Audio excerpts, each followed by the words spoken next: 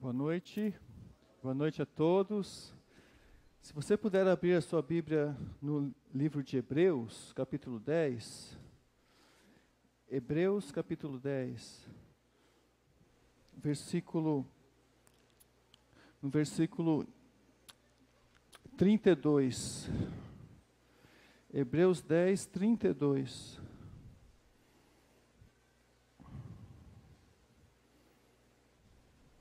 Hebreus 10, 32 até o capítulo 11, versículo 1. 11, 1.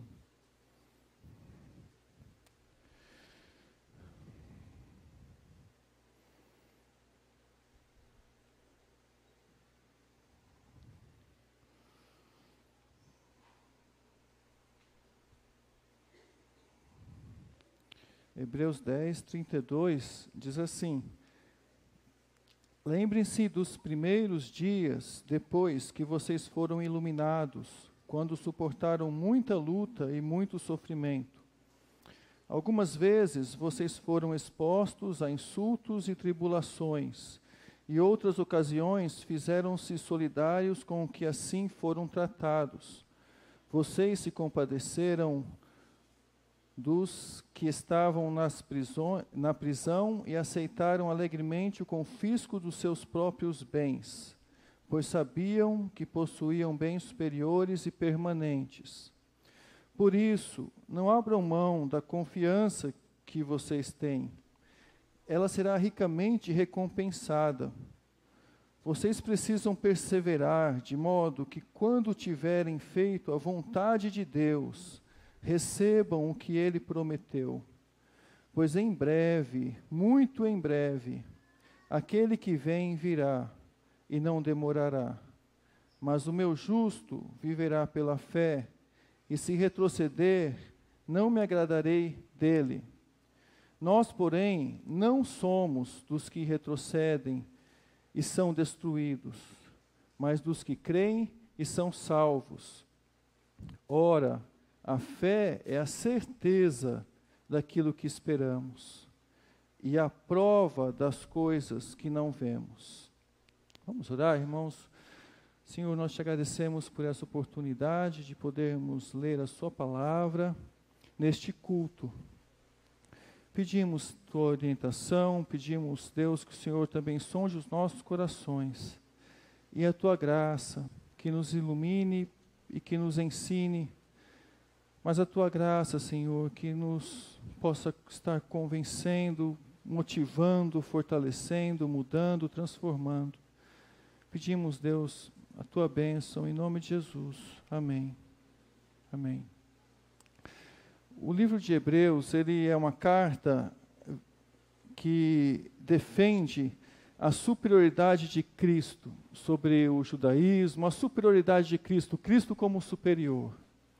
E eu, quando estava lendo esse texto, eu pensei em falar para os irmãos com o título Um Apelo para a Perseverança. Realmente uma mensagem que pudesse estimular perseverança, uma palavra que pudesse estimular perseverança. Então eu li o texto, escrevi minhas anotações aqui e tudo, mas depois de um tempo, necessariamente um pouquinho antes de vir para cá, eu percebi que às vezes a gente tem perseverança aqui, e a perseverança é na fé. Eu vou, à medida do possível, explicar os versículos. Só que eu percebi que faltava algo ainda. Faltava algo para a gente entender antes disso tudo. Perseverar, mas perseverar no quê? Na nossa fé, sim, na nossa fé. Mas, às vezes, eu olho, até mesmo para a minha vida e para a vida de alguns aqui na igreja e muitos por aí, que às vezes é falta na nossa própria vida uma causa mesmo para perseverar. Nós perseveramos na fé, mas será que a nossa fé é a causa pela qual eu luto, pela qual eu me esforço? Será que a minha vida tem realmente uma direção, um sentido, um significado, a ponto de eu estar aqui e saber responder a pergunta: qual o fim da minha vida? Ou para que eu vivo? Será que essa pergunta está bem clara na minha mente, a ponto de eu perseverar? A ponto de eu perseverar nessa causa, nesse sentido de vida? Se você quer um estudo para fazer em casa, procura lá naqueles sites, né, que você procura a palavra bíblica, procura lá minha causa nos evangelhos, minha causa nos evangelhos. E você vai ver que muitas vezes Jesus disse minha causa. Ele falou minha causa. Mas ele falou muitas vezes assim: olha, se vocês forem perseguidos por minha causa, Outra vez ele falou, como em Mateus 10, 39, quem acha a sua vida perderá, mas quem perde a vida por minha causa, a encontrará. Minha causa. A causa de Cristo era a causa de Cristo, né? Para a gente, a causa da nossa vida, nós podemos dizer que é o próprio Cristo. O Cristo é a causa da nossa vida. A razão, o motivo, pelo que Ele lutou, pelo que Ele viveu, qual foi o testemunho que Ele deu, quais foram as razões, né, pela qual Ele desceu aqui à terra e habitou entre nós. Entender essa causa, e não somente isso, estar disposto até morrer por essa causa. Alguns versículos diziam assim: aquele que não se envergonhar de mim e da minha causa, né? Não se envergonhar de Cristo e da sua causa. E ter claro em nossa mente que existe uma razão, a razão de vida, uma razão. O apóstolo Paulo também disse certa vez, lá em 1 Coríntios 9, 23, ele falou que ele fazia tudo aquilo, se fazia de grego para com os gregos, judeu para com os judeus, né? Fraco para com os fracos, para com o fim pudesse ganhar alguns, mas ele falou no final: eu faço tudo isso por causa do Evangelho, para ser cooperador com o Evangelho. Ele tinha uma causa que era clara na vida dele, a causa do Evangelho.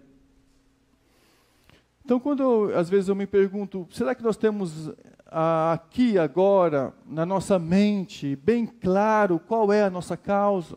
O porquê estamos aqui, o porquê gastamos tempos louvando? Será que isso faz sentido na nossa vida? Se faz sentido, então eu quero fazer um apelo hoje. Um apelo para que os irmãos perseverem, para que a gente persevere nessa causa. Persevere na causa. Assim como esse apelo foi feito aos irmãos aqui da carta aos Hebreus, quando o escritor começa dizendo, no versículo 32, ele fala para pessoas que estavam sofrendo perseguição, ele fala: lembre-se dos primeiros dias, depois que vocês foram iluminados e suportaram muita luta e muito sofrimento. Então, o versículo 22 era um pedido para que eles pudessem lembrar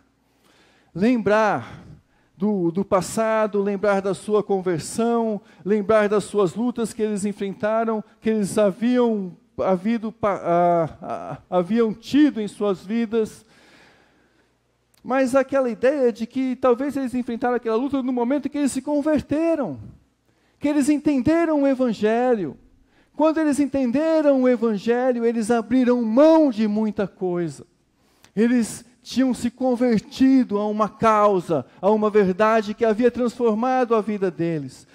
Então, para que eles pudessem perseverar, a primeira dica, a primeira motivação que o escritor diz é: lembrem-se do que aconteceu no passado, quando vocês se converteram, quando vocês foram iluminados, dando a entender que eles, de alguma maneira, eles enxergaram a verdade a luz entrou na mente deles, no coração deles, e mostrou para eles uma realidade eterna.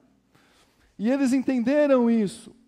E o versículo 33 diz assim, e 34, algumas vezes vocês foram expostos a insultos, tribulações, e outras ocasiões fizeram solidários com o que assim foram tratados.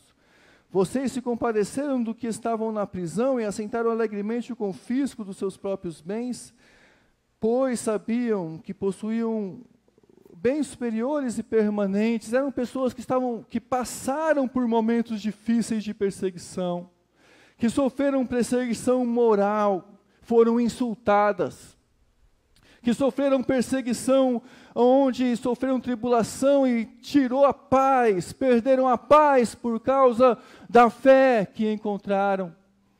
Eram pessoas que perderam a liberdade porque alguns foram presos na prisão. Outros perderam o seu patrimônio, o seu poder aquisitivo. Pessoas que sofreram com o objetivo de que elas não pudessem reagir, não pudessem mostrar uma reação.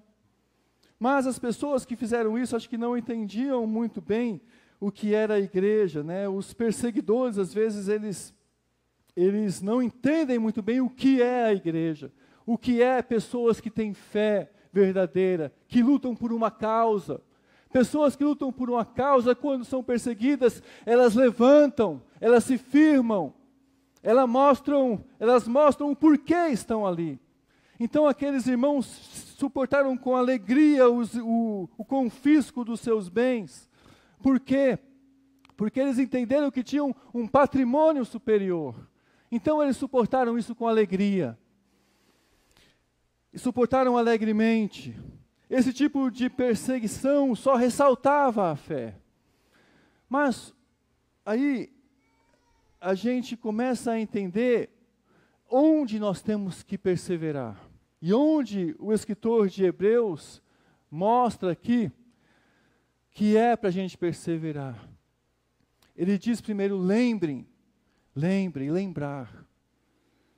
Lembre do que vocês passaram no passado, porque por algum motivo, aquelas pessoas haviam se acostumado com uma vida, e estavam correndo agora o risco de desanimar, por algum motivo. Enquanto os perseguidos, eles afirmaram a fé, mas agora eles precisavam lembrar daqueles dias que eles foram perseguidos, para que agora, na vida onde eles estavam passando, no momento, eles pudessem se firmar na fé. Então lembre o que você deixou quando você decidiu seguir a Cristo. Talvez nós precisamos passar por alguns momentos aqui agora de lembrança. Lembrança, porque talvez alguma outra pessoa aqui esteja desanimada. Talvez alguém aqui esteja meio que perdido na sua causa em que lutar. Lembre-se daquele dia que você se converteu, lembre-se do que você abriu mão, lembre-se quando o Evangelho iluminou o seu coração. Lembre-se o que Cristo já fez por você. Quando o Evangelho iluminou a sua mente, e você o comparou com o mundo, e você decidiu deixar tudo para seguir a Cristo. Lembre-se disso.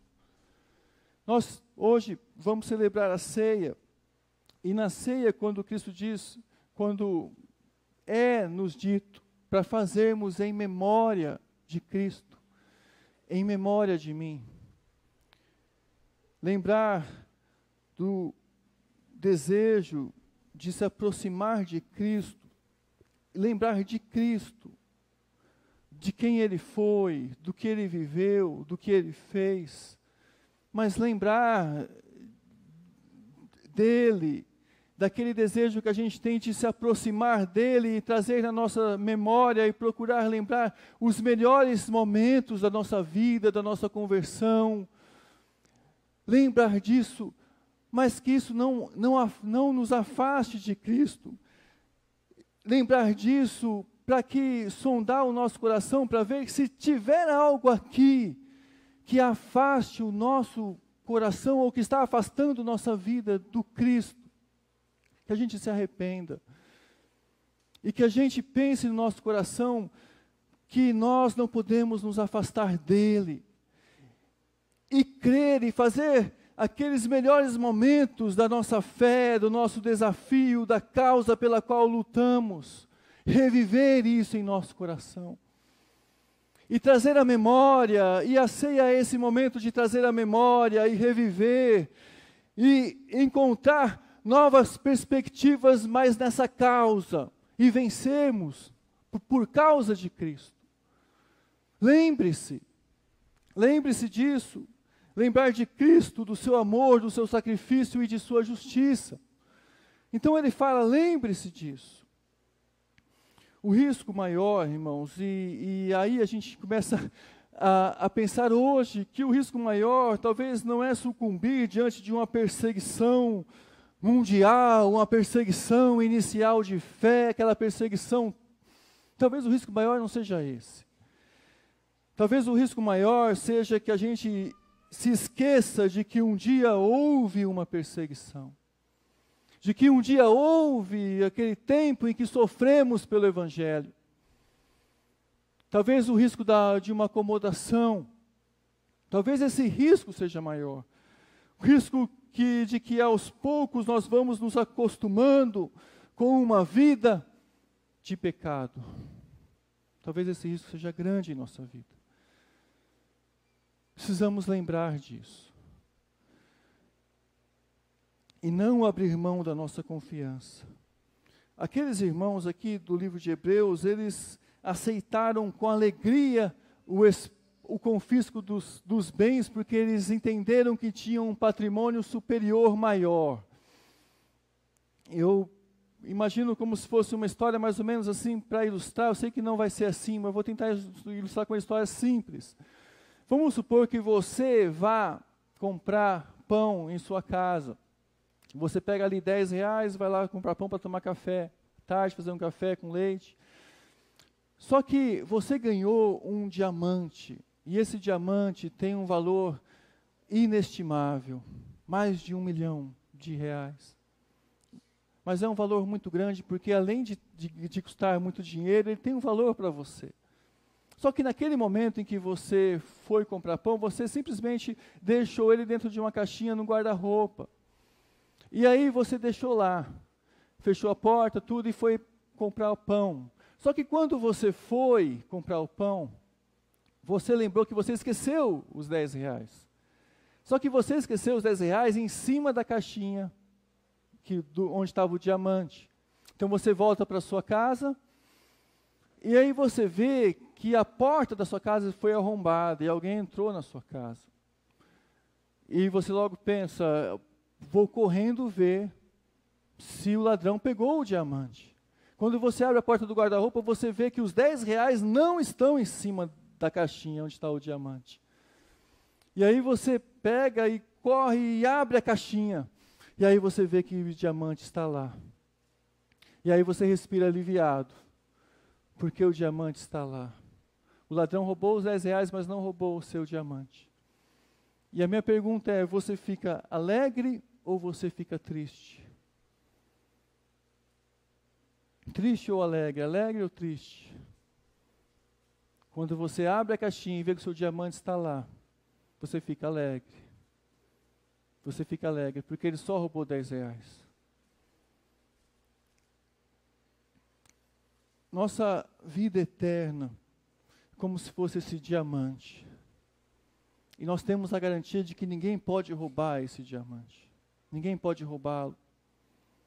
Mas o valor dele, da vida eterna, o valor de Cristo, é inestimável para a nossa vida.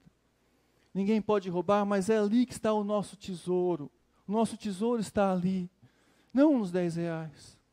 Mesmo que os R$10 signifiquem todo o nosso bem, todo o nosso patrimônio, todo o bem pelo qual lutamos, mesmo que signifique isso.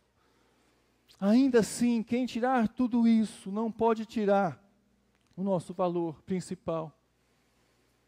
E nós podemos ainda assim ver os exemplos desses irmãos aqui, que suportaram com alegria o confisco dos seus bens, porque eles viram que eles tinham um patrimônio superior quando isso aconteceu nas suas vidas.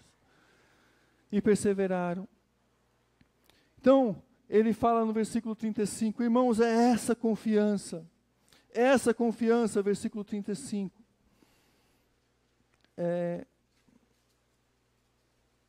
Virou a página aqui. Versículo 35, por isso, ele fala, não abram mão da confiança que vocês têm, ela será ricamente recompensada. Existe uma recompensa, existe uma confiança que a gente tem, ao passar pelas dificuldades dessa vida, uma perseverança, e a gente não pode abrir mão dessa confiança. Essa confiança tem que estar com a gente aqui hoje. Nós precisamos, irmãos, renovar essa confiança, de modo que possamos sair daqui e dia a dia, não somente hoje, mas dia a dia, ter renovada a nossa confiança em Cristo, de que ela será ricamente recompensada, uma recompensa ainda maior. Então nós não podemos abrir mão da nossa confiança.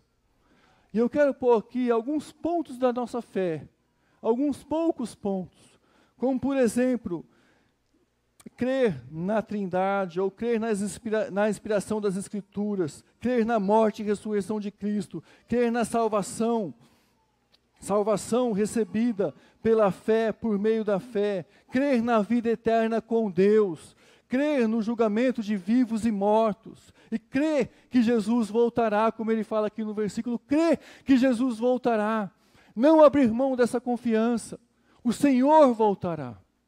Essa confiança será ricamente recompensada. Quanto mais firme estiver a minha confiança, mais eu vou poder colher dos frutos dessa confiança. A recompensa, irmãos, como a gente vê aqui nesse versículo, a recompensa é mais significativa para aquelas pessoas que perseveram.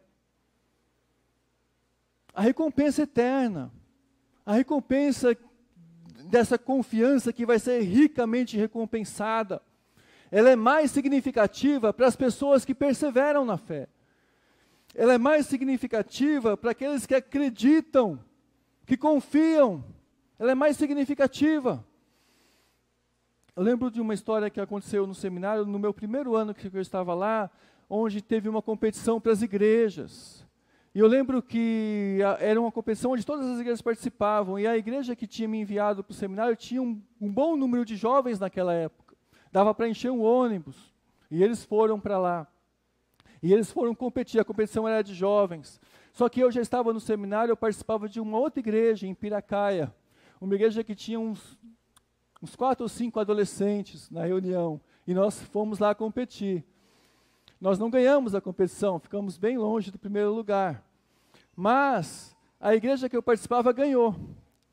E quando eles comemoraram e foram comemorar o troféu, eles invadiram a quadra e foram comemorar, eles foram lá na arquibancada da quadra me puxar para comemorar com eles. Só que eu estava meio envergonhado, porque eu tinha competido contra e não tinha ganhado nada. Só que eu comemorei com eles. Eu comemorei, ganhamos, vamos comemorar junto, ganhamos, eles lá e pulamos lá junto, eu pulei lá da minha maneira, mas eu não me alegrava da mesma maneira. E sabe por que eu não me alegrava da mesma maneira? Porque eu não tinha competido, eu não tinha lutado, eu não tinha participado, eu não tinha participado com eles daquela competição. O significado para mim daquela recompensa, daquela vitória, não era a mesma. Não era a mesma. Porque eu não tinha participado com eles.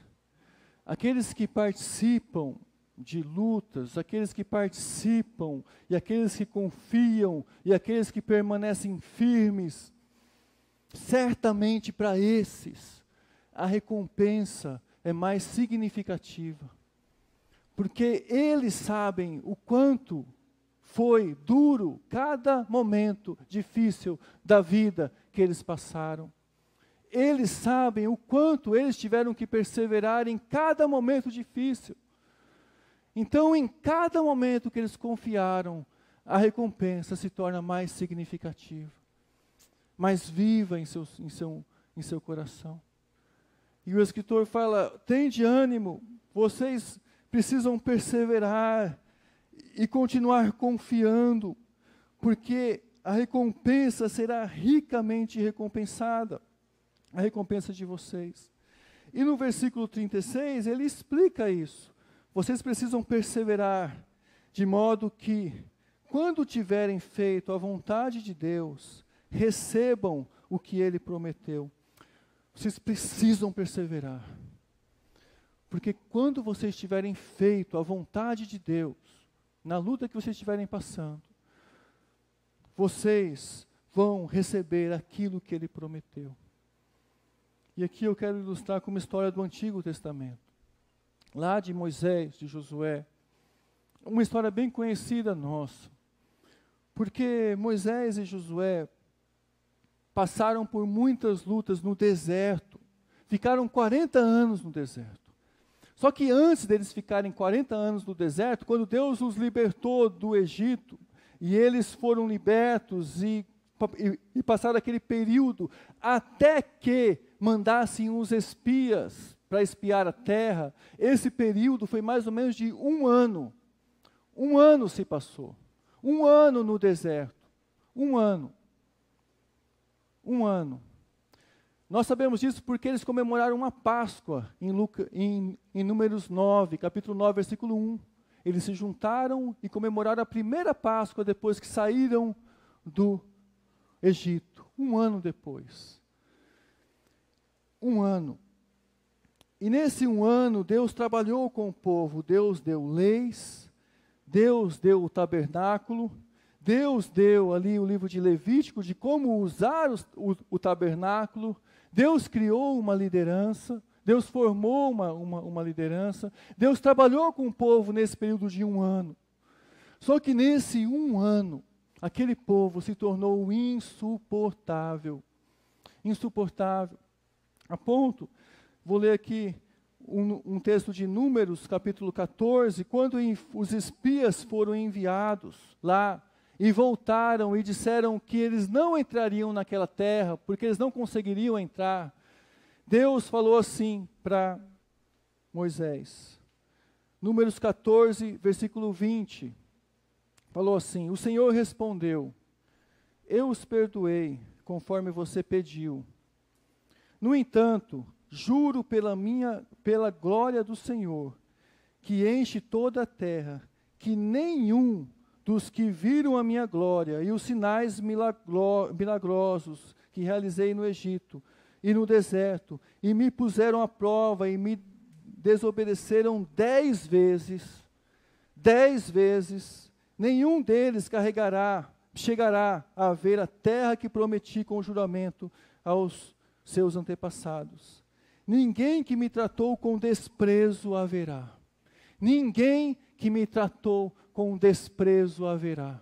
O Senhor tinha libertado o povo do Egito, o Senhor estava trabalhando com o povo do Egito, o Senhor estava tirando do povo a idolatria do Egito, estava mostrando uma nova cultura, dando leis, dando tabernáculo, mostrando ao povo uma nova maneira de viver, e o povo desprezava Deus, porque Deus não respondia aos seus desejos, não fazia a vontade que o povo queria, porque o povo era rebelde. Porque o povo não sabia esperar, o povo não sabia perseverar, o povo não queria ser trabalhado por Deus. Esse era o povo do deserto. Há um valor muito grande no momento em que enfrentamos nossas lutas, em perseverarmos. Deus pode estar querendo trabalhar grandemente em nossa vida e criar uma pessoa nova, como Ele queria criar um povo novo, criar uma pessoa muito mais compromissada, com uma nova perspectiva de vida, com uma nova causa para lutar, com uma causa que esteja no coração. Deus pode estar querendo trabalhar isso em nossa vida. O que nós precisamos fazer? Perseverar. Perseverar e confiar. Lembrar do que o Senhor já fez e perseverar e perseverar e confiar. Números 14 mostra que o povo precisava ter paciência e perseverança. Mas o povo murmurou e sabe o que aconteceu?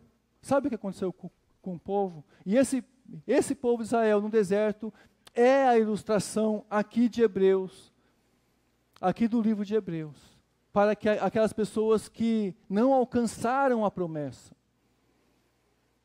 Aquele povo morreu no deserto. Morreu.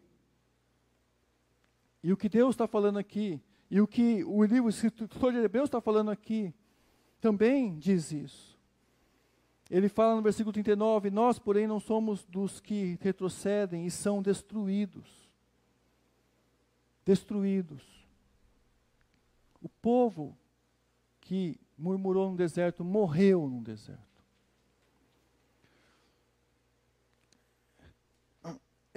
Nós precisamos deixar que as promessas de Deus encham o nosso coração e também saber esperar nelas. Saber das promessas, saber que existe um patrimônio superior, deixar com que elas encham o nosso coração e esperar nelas, esperar por elas. O versículo 36, ele também diz assim, que aquelas pessoas perseveraram na vontade de Deus. Vocês precisam perseverar de modo que quando tiverem feito a vontade de Deus, recebam o que Deus prometeu. Perseverar fazendo a vontade de Deus. Tem vários versículos que falam sobre fazer a vontade de Deus. Mas, como Tessalonicenses 4:3 fala que a santificação, 1 Tessalonicenses 5:18, dar graça por todas as coisas, porque essa é a vontade de Deus. Ou como 1 Pedro 2,15, praticar o bem, fazendo emudecer a ignorância dos insensatos, mas pela vontade de Deus, fazendo a vontade de Deus, conhecendo a vontade de Deus. Então, que essa vontade de Deus seja o guia da nossa vida. Será que nós estamos fazendo a vontade de Deus nesse período? Aí o versículo 37, ele fala, pois em breve, muito em breve, aquele que vem virá e não demorará. Em breve, muito em breve, comparado com a eternidade, nossa vida é curta, nossa vida é breve. Em breve, muito em breve, o Senhor virá, Ele não demorará. E talvez aqui tenha pessoas que estejam pensando que a sua formatura está demorando, ou que o seu casamento está demorando para casar, demorando para casar, ou que a sua aposentadoria está demorando, ou que o seu filho crescer e começar a trabalhar está demorando, ou tantas outras coisas estão demorando, né? Só que, irmãos, esta vida não é a totalidade da nossa vida. Em breve, muito em breve, o Senhor virá. E se o Senhor virá em breve também essas coisas passarão. Em breve conseguiremos passar por essas coisas. Em breve, muito em breve o Senhor virá. Então, olhe na perspectiva de Hebreus 11. Por exemplo, eu ia ler alguns personagens aqui de Hebreus 11, como Abel, como Noé, como Enoque, como Abraão. Mas eu só vou ler um texto desde o versículo 13 aqui, que dá um exemplo deles, tá? Hebreus 11:13, fala assim, todos esses viveram pela fé e morreram. Morreram o quê? Sem receber o que tinha sido prometido. Eles esperaram e esperaram e esperaram. E esperaram até que essa vida acabou. Eles viveram.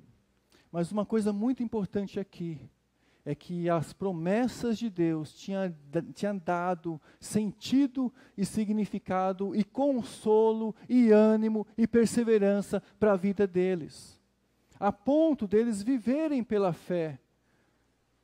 O tanto que eles tiveram que viver, eles viveram pela fé. Não chegaram a receber o que tinham sido prometido, mas eles souberam que eles fizeram diferença vivendo pela fé. Eles deixaram descendência, eles deixaram a mensagem,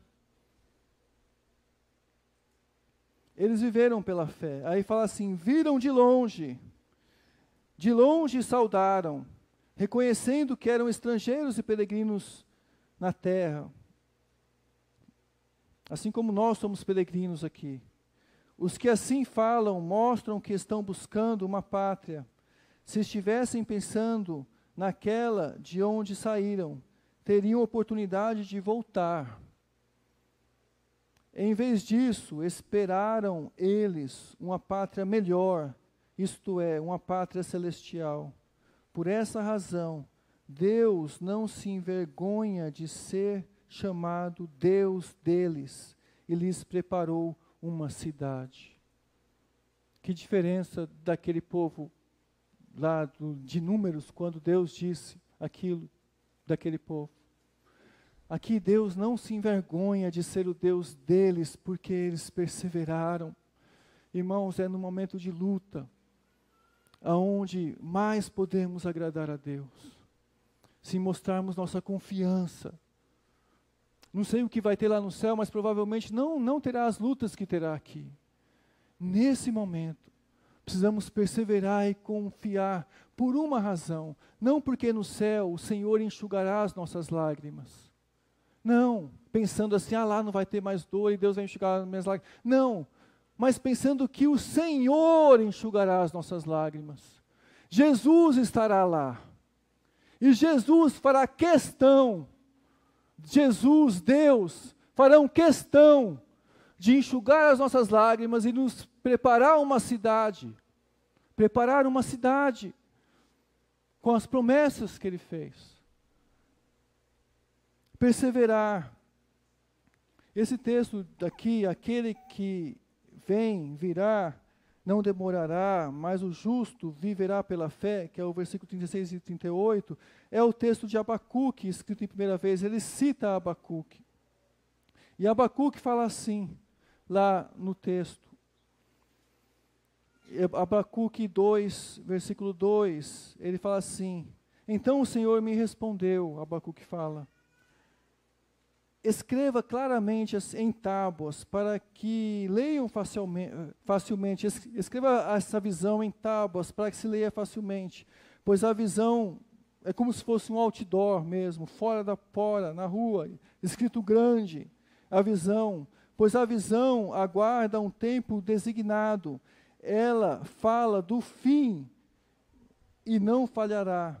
Ainda que demore, espere-a, porque ele certamente virá e não se atrasará. Está falando de uma visão que é para ser dita, de algo que provavelmente, na verdade, que é algo que iria demorar, mas que certamente iria acontecer. Aí ele fala, escreva, o ímpio ou o soberbo, né? Como diz na atualizada, o soberbo, o seu caminho não é reto diante dele. Aqui ele fala, o ímpio está envaidecido e seus desejos são bons. Os seus desejos não são bons, mas o justo viverá pela fé. Quem é o soberbo? Quem é o ímpio que fica envaidecido? É aquele que confia tanto em si mesmo, que não considera as promessas de Deus. É aquele que confia tanto em si mesmo, que as promessas da volta de Jesus para ele não faz significado. E por que não faz significado? Porque ele confia em si mesmo para viver essa vida. E a vida dele é somente aqui, porque o esforço dele, a força, está nele mesmo. Esse é o soberbo, esse é o ímpio, esse é aquele que não confia em Deus. Eis o soberbo, o seu caminho não é reto diante dele. Mas o justo viverá pela fé. O justo é aquele que olha as promessas de Deus, e ainda que elas demorem, ainda que não seja para a época presente, ainda que diz que um dia o Salvador virá, o justo olha para aquilo e vive pela fé, e não retrocede. Ele acredita, e à medida que ele acredita nas promessas de Deus, as promessas de Deus transformam a vida dele presente. E a vida dele presente agrada a Deus. E Deus assim o prepara, o transforma em justo. E ele vive pela fé. Ele vive pela fé. Ele não terá fé. Ele não viverá pela fé. Ele vive. Ele vive porque as promessas estão nele. E o transformaram. E o transformaram para viver a vida presente. E aí ele vive por essa fé, pela fé. Por isso ele é justo. O transformaram nessa justiça maior. E o soberbo é aquele que confia em si mesmo demasiadamente. E não tem as promessas de Deus. E o escritor de Hebreus traz esses versículos e depois ele fala: se retroceder, nele não me agradarei. Porque Deus não se agrada dessas pessoas que não confiam nele, que não se relacionam com ele pela fé. O justo, então, decide ser fiel a uma justiça, e ele se amolda a essa justiça, e ser fiel a ela, não confiando em seu próprio esforço. Ele não confia em seu próprio esforço. Irmãos, aquele que olhar para si mesmo verá que é um pecador. Quem somos nós? Quem somos nós diante de Deus? Nós não somos nada. Precisamos reconhecer isso. E olhar para Deus e suas promessas e viver pelas promessas de Deus, não pelo nosso esforço, mas por aquilo que Deus disse que fará por nós. Justo é aquele que entrega a sua alma a Deus para viver os valores de Deus e desfrutar das suas promessas. O justo entregou a sua alma para Deus. E ele decide viver os valores de Deus para poder desfrutar das promessas de Deus, ainda que seja futuro. Mas ele decide isso. E ele fala como Gálatas 2:20 falava, como o apóstolo Paulo falava: já estou crucificado com Cristo, vivo não mais eu, mas Cristo vive em mim. E a vida que agora vivo pela fé no Filho de Deus, que me amou e se entregou por mim. Pela fé no Filho de Deus. Eu queria fazer algumas aplicações para encerrarmos. A primeira delas é que Hebreus 11 fala assim, 11 versículo 1, que a fé é a certeza daquilo que esperamos. Se a fé é a certeza daquilo que esperamos, aquilo que esperamos precisa nos transformar. Se é uma certeza, é uma convicção, então nossa vida tem que caminhar com essa certeza. Não é dúvida, é certeza. É certeza. Jesus voltará. Aquele que vem virá. Ele não demorará. Abraão, Noé, Enoque, Abel, são exemplos de pessoas que viveram pela fé uma promessa e viveram no testemunho e na força dessa promessa e perseveraram. A fé é essa certeza. Se tiver alguma dúvida nessa certeza, então, irmãos, não conseguiremos viver pela fé.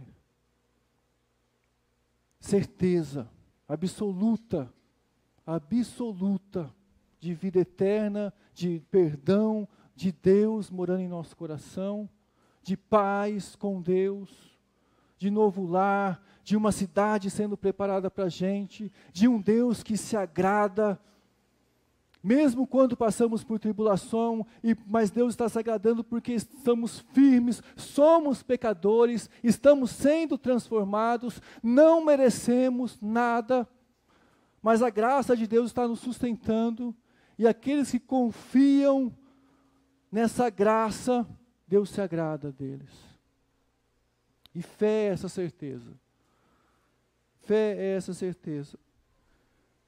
Retroceder mostra que a pessoa não vive pela fé. Logo, ela não é justo, ela não é um justo, porque aquele que não vive pela fé não é justo. Porque não crê, não confia, porque não agrada a Deus. Sem fé é impossível agradar a Deus. Então não agrada a Deus, não é justo. Retrocedeu, voltou, murmurou lá no deserto, sem fé. Nosso sofrimento não se resolve aqui, mas aqui nós podemos desenvolver confiança. É claro que Deus conforta, Deus está com a gente no sofrimento, Deus está com a gente em todo o sofrimento, mas Ele não se resolverá aqui. Nós precisamos desenvolver perseverança e paciência. Então, um apelo à perseverança. Vamos perseverar. Vamos perseverar, porque a nossa recompensa é celestial e é eterna. E a fé mostra um relacionamento com Deus, que nos transforma em justos. A fé, ela mostra um relacionamento com Deus. Relacionamento. Porque Deus já pôs as suas promessas, já abriu as suas promessas, todas. Aquele que tem fé se apega a essas promessas, tem certeza delas e se relaciona com Deus. Aquele que não tem fé não é justo, não se relaciona com Deus, não agrada a Deus, não é transformado por Deus. Vamos orar, irmãos.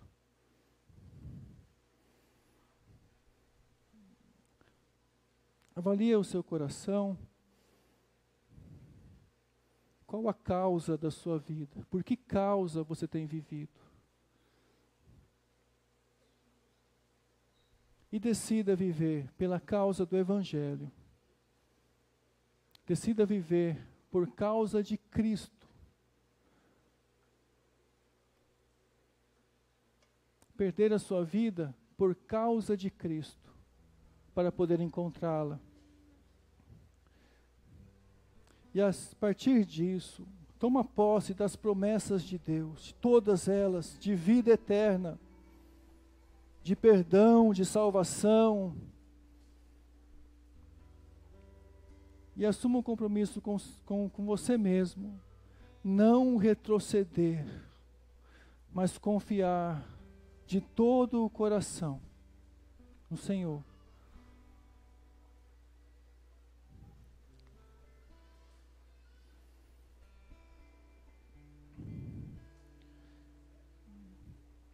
Senhor querido, Deus nosso Pai, o Senhor conhece o nosso coração, nossas lutas, Pai. O Senhor conhece a luta de cada um.